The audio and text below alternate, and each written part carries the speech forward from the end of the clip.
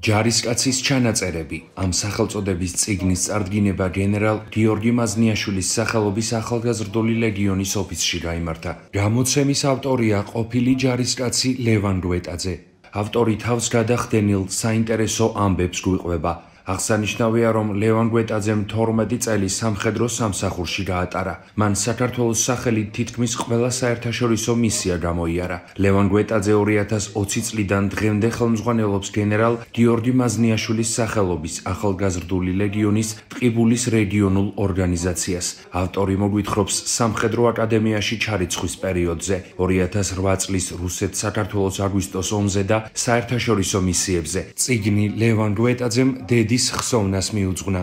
გამოცემის რედაქტორია გენერალ გიორგი მაზნიაშვილის სახელობის ახალგაზრდული ლეგიონის გამგეობის წევრი პაატა გიგაური, ღონისძიებას საქართველოს თავდაცვის ძალების მეთაურის მოადგილე, ბრიგადის გენერალი ირაკლი ჭიჭინაძე, გენერალ გიორგი მაზნიაშვილის სახელობის ახალგაზრდული ლეგიონის წარმომადგენლები, ლევან გვეტაძის ოჯახის წევრები და მეგობრები ესწრებოდნენ. თავდაცვის ძალებში გავატარეთ 12 წელი.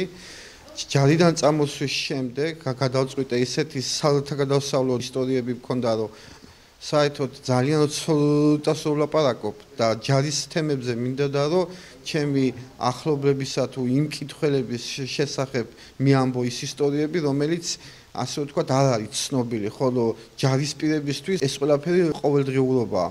ამ წიგნში არის ზოგადმოცემული ის ისტორიები, რომელიც ჩვენ ვიყავით ქართული ჯარი კოსოვოში, ერაყში, ავღანეთში, ასევე 2008 წლის ომში.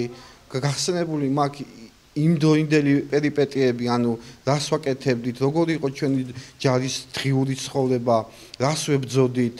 ასე ვთქვათ, კიდევ წიგნში არის აღწერილი ის ჩემი მეთაურები, რომლებიც გმირულად დაეცნენ, ბევრი რამე მასწავლეს და ის საბრძოლო ნათლობები გადმოვეცი, რომელიც ასე ვფიქრობ, რომ ჯერჯერობით არავის არ დაუწერია. შეიძლება ერთ-ერთი რო პირველი ვარ, ვინც ეს დაწერა. ეს იდეა დამება და იმ პერიოდიდან მოყოლებული, რაც ჯარს რო თავი დავანებე. ანუ ჯანმრთელობის გამო წამოვედი ჯარიდან, რაღაც გარკვეული პერიოდი უცხოდ ვიყავი ამ სამოქალაქო ცხოვრებაში.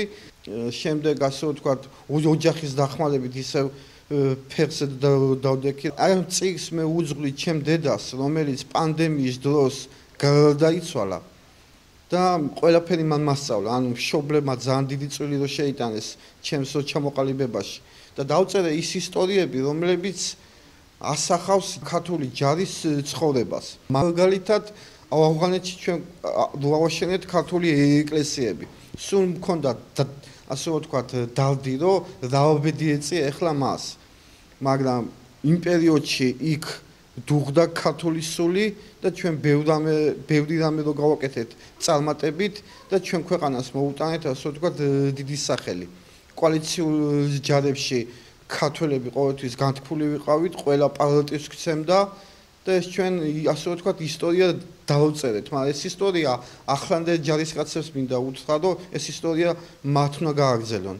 ბიჭები ახლანდელ ჯარში ვინც არიან, აი ვიტყვი რომ ვამაყობ მათით, მაგარი რომ თაობა მოდის, ასე ვთქვათ თაობათა ცვლა რომ მიმდინარეობს ახლა. მოვიდა ის თაობა, რომელიც უყვას სამხედრო მუნდირი, დროშა, გერბი და ეს ყველაფერი ჩემთვის არის მისასალმებელი. საქართველოში განევირებულები არა ვართ სამხედრო ლიტერატურით ქართულ ენაზე და ეს წიგნი მით უმეტეს არის ჯარისკაცის დაწერილი, რომელიც თავის 12 წლიან კარიერას და რამდენიმე მისიაში, ასევე 2008 წლის ომში მონაწილეობას აღწერს ემოციურად, მისთვის დამახასიათებელი მომენტებით და მე რედაქტორი ვარ ამ წიგნის და როცა თავიდან დავიწყეთ, თვალს გადავავლებ მეთქი და მერე წავიკითხავ და გადავლება რო დავიწყე თვალის, ბოლომდე წავიკითხე, იმდენად საინტერესოა, ანუ სულ გაინტერესებს ამის მერე რა მოხდება, დინამიურად და ემოციურადაა დაწერილი.